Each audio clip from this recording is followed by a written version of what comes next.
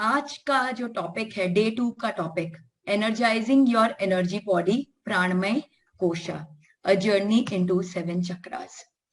हमने जैसा कि कल पाया था, हमारी जो आइडेंटिटी है वो लेयर्स में है। जैसे कि एक अनियन, एक प्याज लेयर्स के अंदर में होती है, वैसे ही हमारा जो ट्रू सेल्फ है, जो हमारी आत्मा है, जो हमारा स्वयं का जो हमारा अस्तित्व है, वो इसी लेयर्स के अंदर छुपा हुआ है। तो कल हमने एक सबसे बाहरी जो परत थी अन्नमय कोश की, उसको सुदृढ़ किया था। हम अपने अन्नमय कोश को, अपनी फिजिकल बॉडी को किस तरह से स्ट्रेंथन कर सकते हैं, उपवास के द्वारा, रात्रि भोजन के त्याग के द्वारा, सात्विक भोजन के द्वारा, सही तरह से अपने स्लीप साइकिल को कोऑर्डिनेट करके, अपने इमोशनल वेलबींग को इम्प्रूव करके, योगासन करके, एक्सरसाइज करके, इस तरह से हमने पाया कि हम अपने अन्नमय कोश को सुदृढ़ कर सकते हैं। अगर एक सेंटेंस में बोलूं तो हमारा अन्नमय कोश तभी सुदृढ़ होगा जब हम प्रकृति के करीब रहेंगे। हम जितना नेचर के साथ में जिएंगे, हमारा अन्नमय कोश उतना स्ट्रांग होगा। क्योंकि हमारा अन्नमय कोश बना किससे है? हमारा अन्नमय कोश बना है 5 तत्वों से, पृथ्वी, जल, अग्नि, वायु और आकाश। तो ये पांचों तत्व पृथ्वी, ये प्रकृति के हैं। तो अगर हम अपना जीवन प्रकृति के साथ सामंजस्य में अगर बिताते हैं तो हमारा अन्नमय कोश बहुत सुदृढ़ होता है। और अगर हम प्रकृति के विमुख चाहते हैं तो हमारा अन्नमय कोश जो है वो डिजीज्ड हो जाता है, रोगी हो जाता है। तो कल हमने बहुत डिटेल में अन्नमय कोश के बारे में डिस्कस किया था। आज हम बढ़ेंगे अपने सेकंड लेयर के बारे में, वो है प्राणमय कोश। अन्नमय कोश बहुत इंपॉर्टेंट है, क्योंकि अन्नमय कोश द्वारा ही हम अपने जीवन को जी पा रहे हैं। हम जो रिस्पॉन्सिबिलिटीज पूरा करना चाहते हैं, जिस पर्पस को लेकर हमारी आत्मा इस धरती पर आई है, जिस पर्पस को हम पूरा करना चाहते हैं, वो पूरा करने का माध्यम सिर्फ और सिर्फ अन्नमय कोश ही है। अगर अन्नमय कोश पावरफुल नहीं रहा तो हमारे बाकी के जो शरीर है वो सब विफल हो जाएंगे। तो अन्नमय कोश तो बहुत पावरफुल हमें करना ही है, लेकिन अन्नमय कोश हमारे बाकी सब शरीर के सामने बहुत ही वीक है। इनफैक्ट वो सबसे वीकेस्ट बॉडी है, क्योंकि अन्नमय कोश खुद में जीवित भी नहीं रह सकता। हम सबके अंदर ये भ्रांति है कि हम ऑक्सीजन के द्वारा जी रहे हैं। आज इतने ऑक्सीजन के लिए त्राहिमाम मची हुई है। हम ऑक्सीजन के लिए जी तो रहे हैं, लेकिन ऑक्सीजन से भी ज्यादा जो हमें जीवन दायनी शक्ति देता है वो है हमारी प्राण शक्ति, जो बहती है प्राणमय कोश में। क्योंकि अगर हम सिर्फ ऑक्सीजन पर जीते थे तो आज वेंटिलेटर लगा के और बहुत सारा ऑक्सीजन पंप इन करके हम पता नहीं कितने लोगों को जीवित कर सकते थे। और अगर हम ऑक्सीजन पर जीते थे तो जो हिमालय की कंदराओं में हमारे इतने सारे ऋषि मुनि हैं, जो सम्मेद शिखर जी के पहाड़ पर हमारे कोटा कोटि जो हमारे मुनि हैं, साधु हैं, जिन्होंने मोक्ष प्राप्त किया है, उन्होंने जो इतने इतने समय तक अपने श्वास पर कंट्रोल रखा और श्वास नहीं लिया और अपनी साधना में रत रहे, तो वो शायद वो नहीं कर पाते। तो हम जीवित ऑक्सीजन के कारण नहीं है, ऑक्सीजन तो जस्ट एक माध्यम है, लेकिन हम जीवित किस लिए? हम जीवित हैं जो प्राणमय कोश में बहती हुई प्राण ऊर्जा है, जो लाइफ फोर्स एनर्जी है, हम उसके कारण जीवित हैं। और ये लाइफ फोर्स एनर्जी किस में दौड़ रही है? ये लाइफ फोर्स एनर्जी दौड़ रही है हमारे प्राणमय कोश में। तो प्राणमय कोश हमारी सेकंड बॉडी है। हमारी फर्स्ट बॉडी आउटर बॉडी हो गई हमारा अन्नमय कोश, और उसी का रेप्लिका प्राणमय कोश को एथरिक डबल भी कहा जाता है, क्योंकि वो ट्विन है। किसका ट्विन? हमारे अन्नमय कोश का ट्विन। अन्नमय कोश स्थूल है, दिखता है। प्राणमय कोश एनर्जी का बना है, हमारी आंखों से हमें नहीं दिखता, लेकिन वो उसका एग्जैक्ट रेप्लिका है। इनफैक्ट प्राणमय कोश और अन्नमय कोश दोनों जुड़े हुए हैं एक सिल्वर कॉर्ड के द्वारा। और जब तक ये सिल्वर कॉर्ड जुड़ा रहता है तब तक प्राणों का संचार प्राणमय कोश से अन्नमय कोश में होता रहता है और हम जीवित रहते हैं।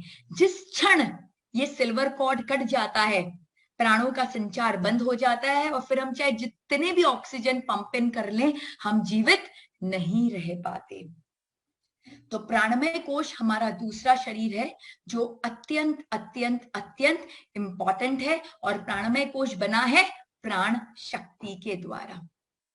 अब ये प्राण शक्ति जो बह रही है हमारे चारों तरफ प्राणमय कोश में, वो ऐसे तो समान है, लेकिन on the basis of their direction, कि वो किस दिशा में दौड़ रही हैं और किस ऑर्गन को वो कंट्रोल कर रही हैं, उस तथ्य पर हम 5 प्राण, हम कहते हैं कि हमारे अंदर 5 प्राण हैं।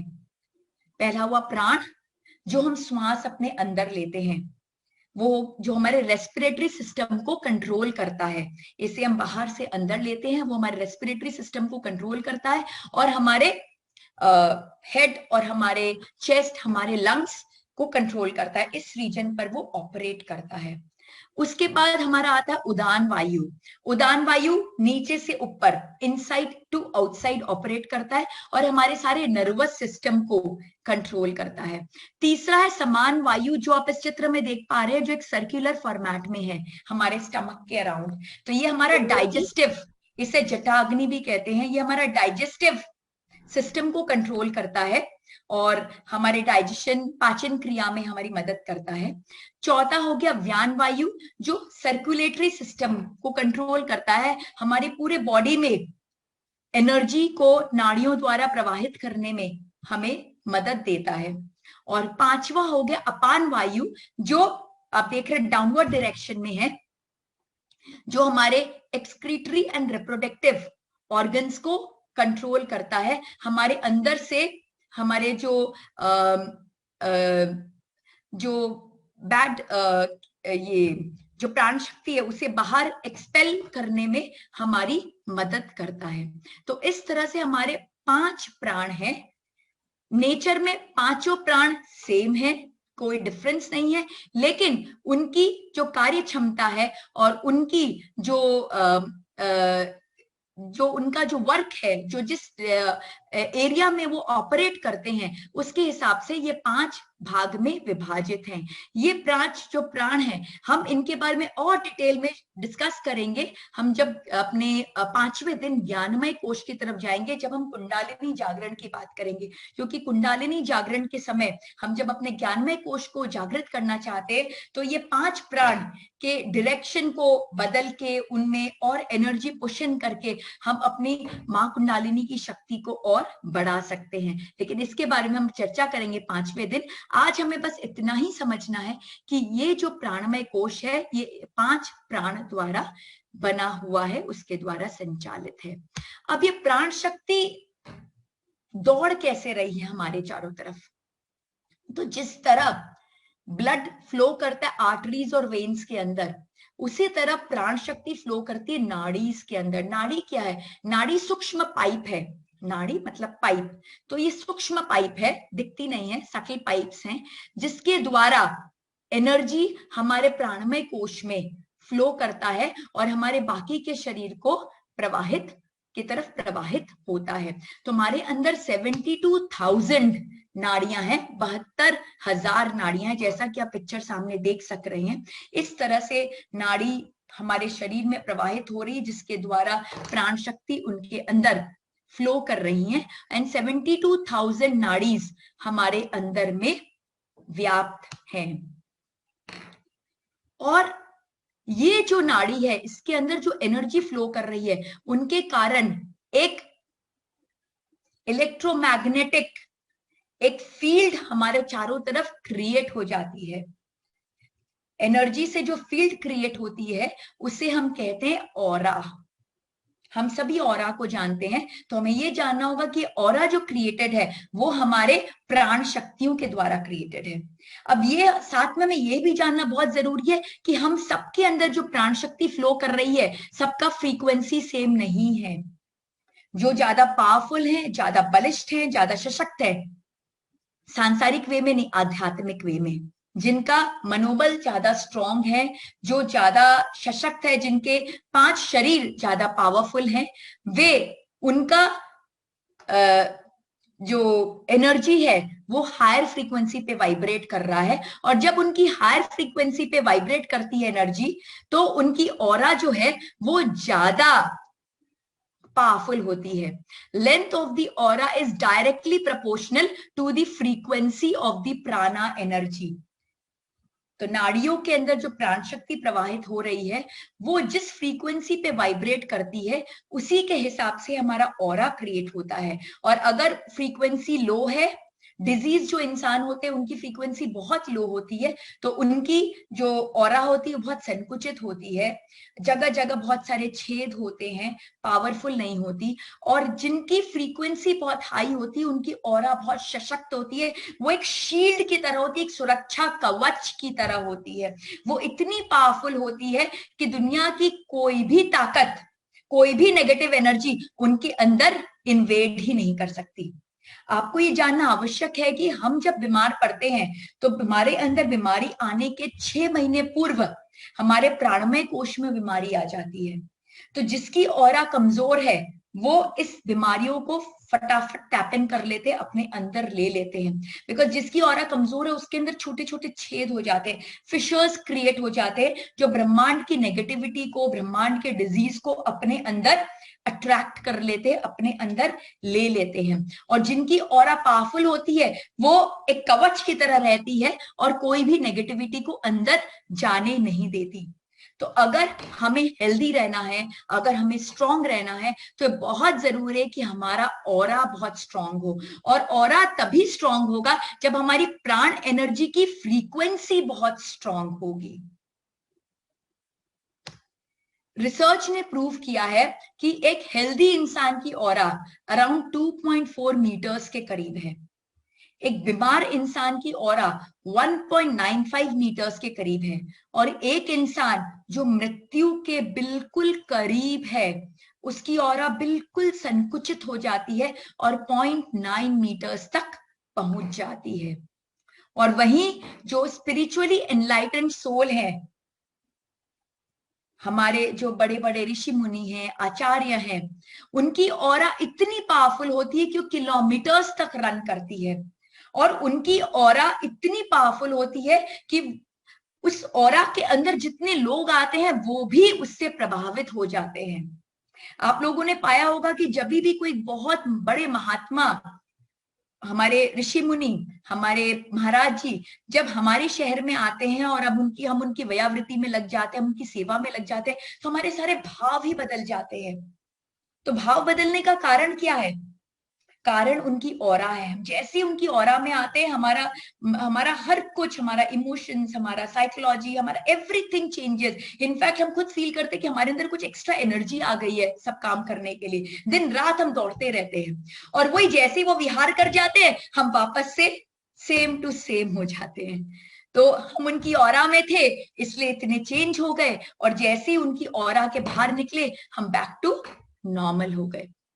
तो इसलिए बहुत जरूरी है कि हम अपनी ऑरा को स्ट्रांग करें। और ऑरा तभी स्ट्रांग होगी जब हमारी प्राण शक्ति की फ्रीक्वेंसी पावरफुल होगी। तो आज के सेशन में हम यही डिस्कस करने वाले हैं कि क्या कारण से हमारी प्राण एनर्जी बनती है, कैसे पावरफुल होती है, और उसको हम किस तरह से और पावरफुल कर सकते हैं ताकि हमारी ऑरा बहुत पावरफुल हो। और ऑरा जब हमारी बहुत पावरफुल होगी तो एक सुरक्षा कवच की तरह रहेगी जो हमें सांसारिक एज वेल एज आध्यात्मिक दोनों ही मार्ग में बहुत बैलेंस्ड वे से हमें आगे लेकर जा सकेगी। तो ये जैसा कि अभी हमने पाया कि हमारे अंदर 72,000 नाड़ियां हैं, और ये 72,000 नाड़ियों में 3 नाड़ी बहुत ही प्रमुख है। वे है ईड़ा, पिंगला और सुषुम्ना। आप जैसे कि सामने चित्र में देख पा रहे हैं, जो येलो कलर की नाड़ी है वो है ईड़ा नाड़ी, और जो ब्लू कलर की नाड़ी है पिंगला नाड़ी, और बीच में सेंटर में जो एक येलो नाड़ी जा रही है वो है सुषुम्ना। तो ईड़ा, पिंगला और सुषुम्ना तीनों का जो उद्गम स्थान है वो हमारा पेरिनियम है, tip of the tail bone. हमारे पेरिनियम से ईड़ा, पिंगला और सुषुम्ना का उद्गम होता है। ईड़ा जो है वो हमारी फेमिनिन नाड़ी है जो हमारे पैरासिम्पैथेटिक नर्वस सिस्टम को कंट्रोल करती है, हमारे मेंटल फैकल्टीज को, हमारे इमोशनल फैकल्टीज को कंट्रोल करती है, हमारे राइट ब्रेन को कंट्रोल करती है। और जो पिंगला नाड़ी है वो हमारे, उसे हम सूर्य नाड़ी भी कहते हैं, ईड़ा नाड़ी को हम चंद्र नाड़ी कहते हैं, और पिंगला नाड़ी को हम सूर्य नाड़ी भी कहते हैं। और पिंगला नाड़ी जो है वो पुरुष नाड़ी है, उसमें पुरुष तत्व है, वो मैस्कुलिन एनर्जी है उसके अंदर, और वो हमारे सिंपैथेटिक नर्वस सिस्टम को कंट्रोल करती है, हमारे लेफ्ट ब्रेन को कंट्रोल करती है, और हमारे अंदर फिजिकल एनर्जी देती है, फिजिकल एक्टिविटीज करने के लिए हमें प्रेरित करती है।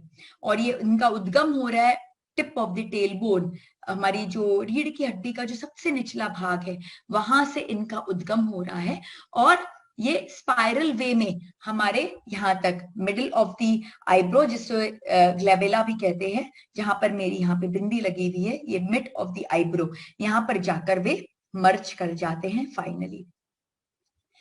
अगर ईड़ा और पिंगला बैलेंस नहीं हो तो बहुत प्रॉब्लम हो जाती है, क्योंकि अगर ईड़ा नाड़ी हाइपर एक्टिव हो जाए तो हमारा मेंटल फैकल्टी बहुत हाइपर एक्टिव हो जाता है, और वो इंसान बहुत स्ट्रेस, डिप्रेशन, बिकॉज उसकी थिंकिंग बहुत ज्यादा हो जाती है, वो हमेशा अपने सोच में जूझता रहता है।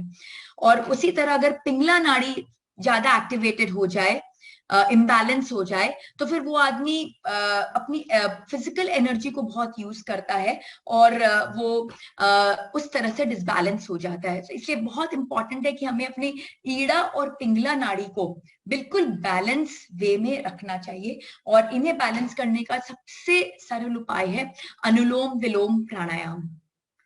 मुझे आशा है कि सभी को अनुलोम विलोम प्राणायाम बहुत अच्छे से आता होगा। हम अपने लेफ्ट नॉस्ट्रिल से श्वास लेते हैं, राइट को क्लोज करके, और फिर थोड़ी देर रोकते हैं, और फिर राइट से छोड़ देते हैं, फिर राइट से लेते हैं, थोड़ी देर रोकते हैं, और फिर लेफ्ट से छोड़ देते हैं। यह है अनुलोम विलोम प्राणायाम, जो हमारी ईड़ा और पिंगला को बैलेंस करने में बहुत मदद करता है। और जब ईड़ा और पिंगला बैलेंस्ड रहती है तभी सुषुम्ना नाड़ी एक्टिवेट होती है, जो हमारी मोस्ट इंपॉर्टेंट नाड़ी है। मां कुंडालिनी की शक्ति, हमारी जो चित्ती शक्ति है, हमारा जो कॉन्शियसनेस है, वो मां कुंडालिनी के रूप में एक सुप्त अवस्था में हमारे टिप ऑफ द टेलबोन में स्थापित है, और वो तभी एक्टिवेट होता है जब मां सुषुम्ना एक्टिवेट होती हैं, और वो ऊर्ध्वगामी होती है, ऊपर की तरफ जाती है, जिसे हम कुंडालिनी जागरण भी कहते हैं। इसके बारे में हम डिटेल में डिस्कस डे 5 में करेंगे, लेकिन अभी मैं बस इतना ही बताना चाहूंगी कि ईड़ा, पिंगला और सुषुम्ना के जो उद्गम स्थान है वहां पर मां कुंडालिनी का वास है, और जब ईड़ा और पिंगला नाड़ी जब बैलेंस होती हैं तब मां सुषुम्ना जो है वो एक्टिवेट होती हैं, और वो ऊपर की तरफ जाती है, और मां कुंडालिनी शक्ति जो है वो जागृत अवस्था में आती है। बातें तो मैं बहुत सिंपल वे में करा रही हूँ, लेकिन ये पूरी विधि जो है वो बहुत डीप, बहुत डिटेल, और ये साइंस बहुत डीप और दिव्य साइंस है। मैं चाहूंगी आप सभी गुरु मंडला को प्रणाम करें, धन्यवाद करें कि उन्होंने मुझे ये प्रेरणा दी। मैं गुरु मंडला को प्रणाम करती हूँ, धन्यवाद करती हूँ कि उन्होंने मुझे ये प्रेरणा दी कि मैं आज आपके समक्ष में आकर जो भी ज्ञान उन्होंने मुझे दिया वो मुझे प्रेरित कर रहे हैं कि मैं आपसे उसे शेयर करूं, और आप सबको वो प्रेरणा दे रहे हैं कि आज आप सब इकट्ठे हुए और इस दिव्य ज्ञान को प्राप्त कर रहे हैं, क्योंकि ये ज्ञान बहुत बहुत बहुत दिव्य है, और ये हमें सिर्फ इस लोक ही नहीं, उस लोक में भी हमारे बहुत काम आने वाला है। ये जो कोरोना महामारी का जो जिस संदर्भ में हम आज सब जुड़े हैं, जिस कारण से हम आज जुड़े, ये एक्चुअल में बहुत छोटा है, क्योंकि ये आएगा और थोड़े टाइम में चला जाएगा। लेकिन जो सबसे इंपॉर्टेंट है वो ये है कि इस जो हम इतनी विपरीत और इतनी डिफिकल्ट परिस्थिति जो मानवता पर आज आई है, सामूहिक रूप में आई है, उसको फेस करने के लिए हमने अपनी शक्तियों को कितना बढ़ाया है। तो बहुत जरूरी है कि हम अपने आध्यात्मिक शक्ति को हम बढ़ाएं, धीरे धीरे हमारी जो आइडेंटिटी की परतें हैं उसको धीरे धीरे हम उसको समझें, अपनी जर्नी को और इनवर्ट लेके जाएं, और अपनी आंतरिक यात्रा को और सुदृढ़ बनाएं, और हम अपने जो रियल सेल्फ हैं, जो हमारा ट्रू, जो हमारा नेचर है, जो हमारा ट्रू अस्तित्व है, जो अत्यंत अत्यंत अत्यंत पावरफुल है, उससे हम अवगत हो सके। तो ये थी ईड़ा, पिंगला और सुषुम्ना नाड़ी। अब यहाँ पे मैं आपको दिखाना चाहूंगी कि ये जो ईड़ा पिंगला सुषुम्ना नाड़ी है, ये शुरू हो रही है tip of the tail bone से और एंड हो रही है ग्लैबेला में, जो दोनों बहुओं के बीच में है। और फिर यहाँ ईड़ा और पिंगला एंड हो जाती हैं और सुषुम्ना नाड़ी और ऊपर तक जाती है और वो यहाँ पर हमारे क्राउन का जो पोजीशन है वहां पर आकर वो रुकती है। तो ये जो तीनों का जो इंटरसेक्टिंग पॉइंट है, वो इंटरसेक्टिंग पॉइंट में एक एक चक्र स्थापित है, जैसा कि आप सामने इस चित्र में देख सक रहे हैं, जो दाहिने साइड में चित्र है, जहां पे रेड ब्लू और बीच में एक पाइप जा रहा है सुषुम्ना नाड़ी का, उनका सबका इंटरसेक्शन है और बीच में सारे चक्र बने हुए हैं, मूलाधार, स्वादिष्टान, मणिपुर, अनाहत, विशुद्धि, आज्ञा और सहस्रार, ये सारे चक्र हमारे बने हुए हैं। तो सबके इंटरसेक्टिंग पॉइंट पर एक एक चक्र स्थापित है। अब ये चक्र है क्या? जैसा कि मैंने आपको बताया था कि जो प्राण शक्ति फ्लो करती है नाड़ी में, उसके कारण हमारी ऑरा क्रिएट होती है और जो ऑरा क्रिएट कर होती है वो हमें पावर देती है, हमारे लिए एक सुरक्षा कवच की तरह काम करती है। लेकिन ये जो एनर्जी है वो नाड़ी में आई कैसे? सोर्स क्या है ये एनर्जी का? तो सोर्स है हमारे ये चक्र। ये चक्र ट्रांसफॉर्मर की तरह है जो ब्रह्मांड की एनर्जी को टैप करते हैं और टैप करके वो नाड़ियों द्वारा ये एनर्जी को प्रवाहित करते हैं हमारे बाकी के शरीरों में। चक्र, जैसा कि इसका नाम है, ये चक्र व्हील की तरह है जो कॉन्स्टेंटली रोटेट करता रहता है और इसके रोटेशन के हिसाब से इसकी फ्रीक्वेंसी आधारित होती है। तो हर चक्र की अपनी एक फ्रीक्वेंसी है, लेकिन अनफॉर्चुनेटली हमारे इतने सारे जो हमने जीवन लिए हैं उसमें हमने इतने सारे कर्म इकट्ठे किए हैं, तो ये सब कर्मों के कारण हमारा जो फ्रीक्वेंसी ऑफ वाइब्रेशन है चक्र का, वो नेचुरल नहीं रह पाता, वो डिस्टॉर्टेड हो जाता है, वो चेंज हो जाता है, या तो ज्यादा हो जाता है या फिर कम हो जाता है।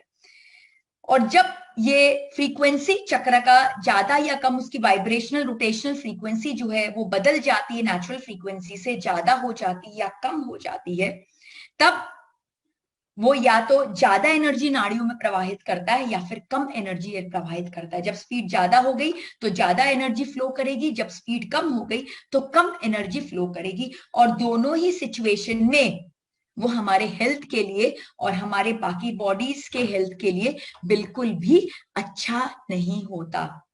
इट इज वेरी इंपॉर्टेंट कि चक्र अपने नेचुरल फ्रीक्वेंसी पे वाइब्रेट करे, क्योंकि जब वो नेचुरल फ्रीक्वेंसी पे वाइब्रेट करता है तभी वो राइट अमाउंट ऑफ एनर्जी को नाड़ी में पुशन कर पाता है और तब हम एक बैलेंस स्टेट में रहते हैं जो एक हेल्दी स्टेट है।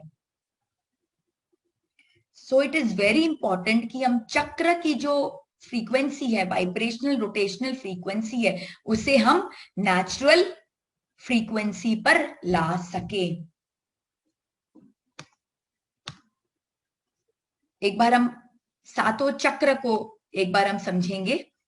ऐसे तो हमारे शरीर में 114 चक्र हैं, लेकिन ये 114 चक्र में हमारे अंदर 7 चक्रास हैं जो सबसे पावरफुल है और हमारे पूरे सिस्टम को कंट्रोल करते हैं, हमारे पांचों बॉडीज को कंट्रोल करते हैं। और वे हैं रीढ़ की हड्डी पर मूलाधार चक्र, जो आप देख पा रहे हैं सबसे नीचे में लाल रंग का। मूलाधार चक्र रेड कलर का है और इसके 4 पेटल्स हैं। चक्र जो है वो पेटल की तरह है, हर चक्र अलग अलग, हर चक्र के नंबर ऑफ पेटल्स डिफरेंट होते हैं। और ये जो पेटल्स हैं, आपको सामने में जो पेटल्स दिख रहे हैं वो काफी अच्छे दिख रहे हैं, खिले हुए दिख रहे हैं, बट जब हम पिप फोटोग्राफी के थ्रू हम जब अपने चक्रों की स्कैनिंग करते हैं तो हम पाते हैं कि हमारे चक्र उतने हेल्दी नहीं है। इनफैक्ट कई कई केस में तो पेटल्स भी गायब होते हैं और बहुत सारे केसेस में पेटल्स बिल्कुल मुरझाए हुए हो रहते हैं। कारण ये है कि जो एनर्जी फ्लो होनी चाहिए वो एनर्जी फ्लो ही नहीं हो रही है। हमारे कर्म इतने कलुषित हैं कि हमारे चक्र बिल्कुल ब्लॉक हो गए हैं, वो ब्रह्मांड की एनर्जी को प्रॉपरली टैप नहीं कर पा रहे हैं। तो सबसे नीचे है हमारा मूलाधार चक्र, जो आइडियली 4 पेटल्स का होना चाहिए, होता है और रेड कलर का है। उसके ऊपर है हमारा स्वादिष्टान चक्र जो 6 पेटल्स का है, 6 पेटल्स का और ऑरेंज कलर का है। उसके ऊपर है हमारा मणिपुर चक्र जो नाभि नाभि पर स्थित है। नाभि पर स्थित हमारा मणिपुर चक्र जो 10 पेटल का है और येलो कलर का है। और फिर 12 पेटल का हमारे यहाँ वक्ष स्थल पर, हमारे हार्ट सेंटर पे 12 पेटल का हमारा ये अनाहत चक्र है। और फिर 16 पेटल का हमारा विशुद्धि चक्र यहाँ पर हमारे कंठ पर है। एंड 2 पेटल का हमारे दोनों भुवों के बीच में, जहां पे ईड़ा और पिंगला नाड़ी यहाँ पे जहां फाइनली कन्वर्ज कर रही है, तो यहाँ पर हमारा आज्ञा चक्र है। और फिर यहाँ से सुषुम्ना नाड़ी अकेले आगे बढ़ती है और ये जो है वो है हमारा सहस्रार चक्र जो 1000 पेटल्स का बना हुआ है। और जब आप देखेंगे कि ये कलर है red, orange, yellow, green, blue, Indigo और विबग्योर, वायलेट, तो ये विबग्योर रेनबो इंद्रधनुष के 7 रंग। तो ये 7 चक्र इंद्रधनुष के 7 रंग हैं। और जैसे कि हम जानते हैं कि रेड कलर की जो फ्रीक्वेंसी है वो सबसे लो है और वायलेट कलर की फ्रीक्वेंसी सबसे हाई है। तो नीचे से ऊपर फ्रीक्वेंसी बढ़ती जाती है। रेड से ज्यादा फ्रीक्वेंसी ऑरेंज की, उससे ज्यादा येलो, उससे ज्यादा ग्रीन, उससे ज्यादा blue, then indigo and then violet. तो इस तरह से हमारे 7 चक्र 7 रंग के हैं और अलग अलग नंबर ऑफ पेटल्स से बने हुए हैं। इनफैक्ट ये सातों जो चक्र है वो अलग अलग एलिमेंट्स को भी कंट्रोल करते हैं। जैसे कि हमारा जो मूलाधार चक्र है वो पृथ्वी तत्व से जुड़ा हुआ है, ये पृथ्वी तत्व का बना हुआ है। हमारा स्वादिष्टान चक्र जो है वो वाटर तत्व, जल तत्व का बना हुआ है। हमारा मणिपुर चक्र अग्नि तत्व का बना हुआ है। अनाहत चक्र हमारा वायु तत्व का बना है। विशुद्धि चक्र हमारा आकाश तत्व, और ये जो है आज्ञा चक्र ये है हमारा गुरु तत्व का बना हुआ, और सहस्रार जो है वो परम तत्व का बना हुआ है। जैसे जैसे हमारी कुंडलिनी जागृत होती है और जैसे जैसे हमारी कॉन्शियसनेस नीचे से ऊपर बढ़ती जाती है, वैसे वैसे हमारी चेतना जो है वो बढ़ती जाती है और हमें अपना ज्ञान और बेटर होता जाता है। तो चक्रों को बैलेंस करना हमारा मेन उद्देश्य है। क्योंकि हमने क्या पाया, एक बार हम क्विक रिकैप करते हैं कि चक्र क्या करते हैं, ब्रह्मांड की एनर्जी को टैप करते हैं। चक्र जब बिल्कुल बैलेंस्ड होते हैं तो वो करेक्ट एनर्जी को टैप करते हैं और वो करेक्ट एनर्जी को नाड़ियों द्वारा पांचों शरीर में पहुंचाते हैं और हमारे पांचों शरीर बिल्कुल स्वस्थ रहते हैं। लेकिन जब चक्र बैलेंस नहीं होते, या तो वो ज्यादा एनर्जी को टैप करते हैं या फिर कम एनर्जी को टैप करते हैं। जब चक्र बैलेंस नहीं होते तो नाड़ियों से जो एनर्जी फ्लो कर रही है वो बैलेंस नहीं होती, ऑप्टिमम नहीं होती, और उनके कारण हमारे शरीर में पांचों शरीर, यहां मैं जब बात कर रही हूं तो पांचों शरीर की बात कर रही हूँ, सिर्फ फिजिकल बॉडी नहीं। हम इसके बाद प्राणमय कोश के बाद मनोमय कोश में भी जाएंगे। तो हमारा माइंड बॉडी जो हमारे थॉट्स एंड इमोशंस को कंट्रोल करता है। कई बार हम कहते हैं कि हम चाहते नहीं, बट हमारा नेगेटिव थिंकिंग बहुत ज्यादा है।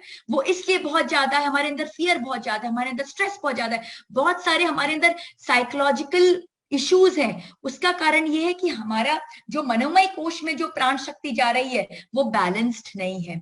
हर चक्र हमारे physical aspect as well as हमारे इमोशनल एस्पेक्ट को भी कंट्रोल करता है, क्योंकि वो जो नाड़ियों से जो प्राण शक्ति जा रही है वो पोषण कर रही है अन्नमय कोश की। तो अन्नमय कोश से हमारे सारे एंडोक्रीन ग्लैंड्स और उससे रिलेटेड ऑर्गन्स कंट्रोल हो रहे हैं, और साथ ही साथ वो पोषण कर रही है हमारे मनोमय कोश का, जो सीट है हमारे थॉट्स एंड हमारे इमोशंस का, तो उसको भी बैलेंस कर रहा है। हर चक्र हमारे ऑर्गन्स एंड हमारे इमोशंस को भी कंट्रोल करता है। तो हम जब एक एक चक्र की बैलेंसिंग करते हैं तो हमारे उससे रिलेटेड ऑर्गन्स एंड उससे रिलेटेड इमोशंस हील होते जाते हैं। तो चक्र बैलेंसिंग से हमारा physical, mental, emotional, psychological and spiritual holistic healing हमारी होती है।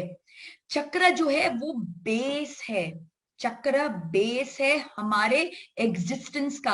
अगर हमने चक्र को बराबर से पोषित कर लिया, उन्हें बराबर से बैलेंस कर लिया, तो हम अपने पांचों शरीर को प्रॉपरली हैंडल करने में सक्षम हो सकते हैं। तो आज का जो सत्र है हमारा, उसमें हम इसी को ही बहुत डिटेल में डिस्कस करेंगे। हम एक एक चक्र पर जाएंगे और उसके फिजिकल, इमोशनल, साइकोलॉजिकल हर एस्पेक्ट को डिस्कस करेंगे और कैसे उसको हम बैलेंसिंग कर सके उसे हम जानने की कोशिश करेंगे। और कल हम इसके ऊपर एक मेडिटेशन भी करेंगे, ताकि ये जो हम ज्ञान सुन रहे हैं वो सिर्फ ज्ञान ना रहे, वो हमारी अंतरात्मा तक उतर सके। तो चक्र को हम कैसे बैलेंस कर सकते हैं? हम कलर से बैलेंस कर सकते हैं। जैसा कि मैंने बताया, सातों चक्र 7 अलग अलग कलर, इंद्रधनुष के 7 अलग अलग कलर से बने हुए हैं। तो जब हम उन कलर्स को अपने चक्रों पर प्रोजेक्ट करते हैं तो वो चक्र हील होते हैं। हम करेंगे ये कार्य अपने कल के मेडिटेशन में। फिर हम मंत्रों के द्वारा हम चक्रों को हील करते हैं। आप पा रहे होंगे कि हर चक्र के अंदर एक एक मंत्र लिखा हुआ है, लम, वम, रम, यम, हम, ओम और ओम। तो ये बीज मंत्र है हर चक्र का। इनफैक्ट सिर्फ चक्र का ही बीज मंत्र नहीं है, चक्र के जितने पेटल्स हैं उनका भी बीज मंत्र है, जिसे हम डिटेल में आगे चलकर और डिस्कस करेंगे। तो ये मंत्रों की चैंटिंग द्वारा, ये मंत्रों को चक्रों पर प्रोजेक्ट करके हम उन पेटल्स की में जो कर्म, जो कलुषित कर्म है, उनकी निर्जरा करेंगे। निर्जरा करके हम उसकी बैलेंसिंग करेंगे। बैलेंसिंग करके हम उन पेटल्स को वापस से स्ट्रेंथन करेंगे, और ताकि वो प्रॉपरली ब्रह्मांड की एनर्जी को टैप कर सके और टैप करके नाड़ियों में फ्लो करा सके। और नाड़ियों में अगर प्रॉपर एनर्जी फ्लो करेगी तो हम बिल्कुल हेल्दी और स्वस्थ रहेंगे। हर वे से होलिस्टिकली हेल्दी रहेंगे, physically, mentally, emotionally, psychologically, spiritually, हर तरीके से हमारा होलिस्टिक एक हेल्थ क्रिएट होगा।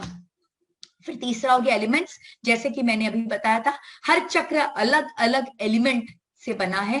पृथ्वी, जल, अग्नि, वायु, आकाश, ऐसे अलग अलग तत्वों से बना हुआ है। तो जब उन तत्वों के साथ जब हम अपना समय ज्यादा बिताते हैं, उनके साथ हम जब आदान प्रदान करते हैं, तब फिर हमारी हीलिंग और फास्टर होती है। फिर सेंस ऑर्गन्स, हर चक्र एक सेंस ऑर्गन के साथ भी जुड़ा है। जैसे कि हमारा पृथ्वी तत्व है, वो हमारे सुगंध से, क्योंकि पृथ्वी से सुगंध आती है तो उससे जुड़ा हुआ है। हमारा जो स्वादिष्टान चक्र है वो जीवा, स्वाद से जुड़ा है। हमारा जो मणिपुर चक्र है वो चक्षु से, आईज से जुड़ा हुआ है। हमारा अनाहत चक्र हमारे टच से जुड़ा हुआ है।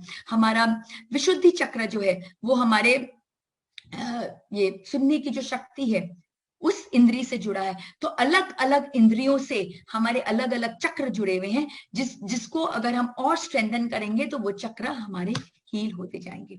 और ये मेरे लिए सबसे सबसे सबसे इंटरेस्टिंग तरीका होता है चक्र बैलेंसिंग का, वो है रिलेशनशिप के द्वारा चक्रास को हील करना। क्योंकि हम सब सांसारिक मनुष्य हैं और हम सब एक परिवार के साथ में जीते हैं, और हर क्षण हमारे ट्रांजैक्शंस होते रहते हैं। किसके साथ? हमारे सोल ग्रुप के साथ, जिनके साथ हमने जन्म लिया, जो हमारे माता पिता हुए, जो हमारे भाई बहन हुए, जो हमारे स्पाउस हुए, जो हमारे बच्चे हुए, जो हमारे इन-लॉज हुए। ये सब अचानक से एक्सीडेंटली नहीं हुए, ये सब हमारे सोल ग्रुप का एक बहुत बहुत गहरा कनेक्शन है, जो पता नहीं कितने जन्मों से हमारे साथ जन्म लेते जा रहे हैं। और क्योंकि हमारा कार्मिक ट्रांजैक्शन उनके साथ क्लोज नहीं हो रहा है, इसलिए हम बार बार उनके साथ जन्म लेते रह रहे हैं, और तब तक जन्म लेते रहेंगे जब तक हमारा ट्रांजैक्शन उनके साथ क्लोज नहीं हो। तो अगर आपकी किसी से बनती नहीं है, आपको कोई इंसान पसंद नहीं है और आप उसे रिजेक्ट कर देते हो, तो आप ये मत समझो कि आपने उसे रिजेक्ट कर दिया तो वो रिलेशनशिप खत्म हो गई। Of course not. वो रिलेशनशिप चलती रहेगी, और तब तक चलती रहेगी जब तक आपकी बैलेंस शीट क्लोज नहीं होती। तो इसलिए बहुत इंपॉर्टेंट है कि हम प्रॉपर ट्रांजैक्शन रखे रिलेशनशिप में, प्रॉपर आदान प्रदान के द्वारा हम अपने सोल ग्रुप के साथ अपनी रिलेशनशिप को सुदृढ़ बनाएं, क्योंकि ये सोल ग्रुप जन्म जन्म तक हमारे साथ चलता ही रहेगा। सो बहुत बहुत इंपॉर्टेंट, और साथ में वेरी वेरी इंटरेस्टिंग, हर चक्र के साथ एक रिश्ता जुड़ा हुआ है। तो जब आप उस रिश्ते को इंप्रूव करते हो तो आपका चक्र बैलेंस होता है, एंड वाइस वर्सा, जब चक्र बैलेंस होता है तो वो रिश्ता ऑटोमेटिकली इंप्रूव होता जाता है। तो मैं ये सबसे इंटरेस्टिंग तरीका पाती हूं, बिकॉज इससे डुअल एडवांटेज है। मेरी लाइफ और इंटरेस्टिंग हो रही है। अगर सोचिए, अगर आपके आसपास के सारे लोग बहुत लविंग हो, बहुत कोऑपरेटिव हो, आपको बहुत प्यार करे हो, आप उनको बहुत प्यार करें, तो लाइफ कितनी सुंदर नहीं हो जाएगी। आज हमारी लाइफ में प्रॉब्लम ही ये है कि हमारी लोगों से बन नहीं रही है। तो इसलिए हमें बहुत प्रयास करना चाहिए कि हम अपने रिलेशनशिप को इम्प्रूव कर सके, क्योंकि वो सिर्फ इस जन्म के लिए नहीं, अगले कई जन्मों में हमारे काम आएगा। So it is very important that relationship के द्वारा हम अपने चक्रास की बैलेंसिंग करें। एंड देन प्लैनेटरी पोजीशंस, हर चक्र एक प्लैनेट से जुड़ा हुआ है। मूलाधार शनि ग्रह से जुड़ा है, स्वादिष्टान शुक्र से, मणिपुर जुड़ा है हमारे मंगल ग्रह से, अनाहत जुड़ा है सूर्य से, विशुद्धि जुड़ा है बुध से, आज्ञा जुड़ा है हमारे बृहस्पति से, और सहस्रार जुड़ा है चंद्र ग्रह से।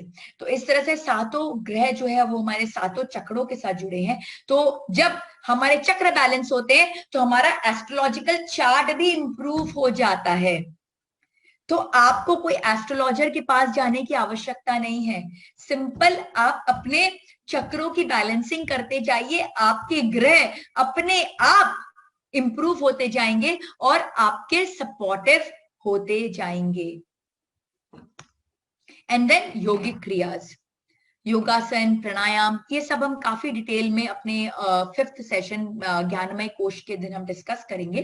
तो योगिक क्रियास के द्वारा हम अपने चक्रास को हम काफी एक्टिवेट कर सकते हैं। जैसे कि जब हम सिटअप्स करते हैं तो हमारा सारा प्रेशर आता है हमारे नाभि पर, तो हमारा मणिपुर चक्र जो है वो सुदृढ़ हो जाता है। जब हम बेंडिंग एक्सरसाइजेस करते हैं तो हमारे tip of the tail bone पे काफी प्रेशर आता है, तो हमारा मूलाधार जो है वो सुदृढ़ होता है। जब हम त्राटक लगाते हैं तो त्राटक लगाने के टाइम पे हमारा जो आज्ञा है वो एक्टिवेट होता है, क्योंकि हम अपने दोनों आईज, हमारे तीनों नेत्रों को हम फोकस करते हैं, तो हमारा आज्ञा एक्टिवेट होता जाता है। तो इस तरह से विभिन्न प्राणायाम और योगासन के द्वारा हम अपने चक्रास को बैलेंस कर सकते हैं। इस तरह से चक्रा बैलेंसिंग करने के बहुत सारे तरीके हैं। आज हम ये सब डिस्कस करेंगे और कल उसके ऊपर मेडिटेशन भी करेंगे। एंड मेरा आप सबसे एक ही अनुरोध रहेगा कि बहुत छोटे छोटे प्रैक्टिकल टिप्स मैं डिस्कस कर रही हूं और करती भी जाऊंगी। अभी जब हम एक एक चक्र को डिस्कस करेंगे तो प्लीज आप उसको नोट डाउन करें और अपने टू डू लिस्ट में डालें, और एक अपने आप से कमिटमेंट करें कि हाँ, अभी मैं ये 3 चीज पर वर्क करता हूं, इस पर मैं सफलता प्राप्त करूंगा, फिर ये चीज पर वर्क करूंगा, फिर ये चीज पर वर्क करूंगा। इस तरह से अपना एक स्पिरिचुअल ग्रोथ का पूरा एक चार्ट बनाए कि मुझे इस तरह से, जैसे कल हमने अन्नमय कोश को डिस्कस किया, जहां हमने स्लीप साइकिल को डिस्कस किया, फूड पैटर्न्स को डिस्कस किया, तो उससे जो जो टेकअवेज आपको मिले, प्लीज आप उसका एक स्मार्ट गोल सेट कीजिए, एक गोल सेटिंग कीजिए कि भाई अभी मैं रात को 8 बजे तक खाता हूं, तो कल से मैं 7:30 बजे तक खाऊंगा और इसको प्रैक्टिस करूंगा, और जब मैं इस पे बिल्कुल निपुण हो जाऊंगा तो मैं उसे 7 बजे तक लेके जाऊंगा। इस तरह से प्रैक्टिस करें। उसी तरह से अभी हम चक्रास के बारे में डिस्कस करेंगे, तो आप जब हम डिस्कस करने जाएंगे तो आपको खुद से ही समझ में आएगा कि कौन से चक्र आपके वीक हैं। आप खुद से ही समझ पाएंगे कि आपके ये चक्र है जो बहुत पावरफुल है, बहुत तगड़ा है, और ये चक्र है जो थोड़ा कमजोर लग रहा है। तो जहां आपको लग रहा है कि ये चक्र बहुत पावरफुल है, तो उस चक्र पर जैसा आप कर रहे हो वैसा कंटिन्यू करो। ऑफ कोर्स आप सही कर रहे हो इसलिए वो पावरफुल है। और जो चक्र आपका वीक है वहां पर कुछ ना कुछ त्रुटि हो रही है, समथिंग इज रॉन्ग समवेयर। तो क्या रॉन्ग है उस पर इंट्रोस्पेक्शन करें और उसे इंप्रूव करें। बिकॉज मेरे गुरुजी हमेशा एक बात कहते हैं कि ज्ञान कहने और सुनने का कोई वैल्यू नहीं है, वेस्ट ऑफ टाइम है। मैं कह रही हूं, आप सुन रहे हो, आपको अच्छा लग रहा है, सब कहेंगे बहुत अच्छा बहुत अच्छा, मुझे भी, मेरा भी सेल्फ स्टीम बहुत हाई होगा, वाह सबने बहुत अच्छा कहा, but it's a waste, total waste.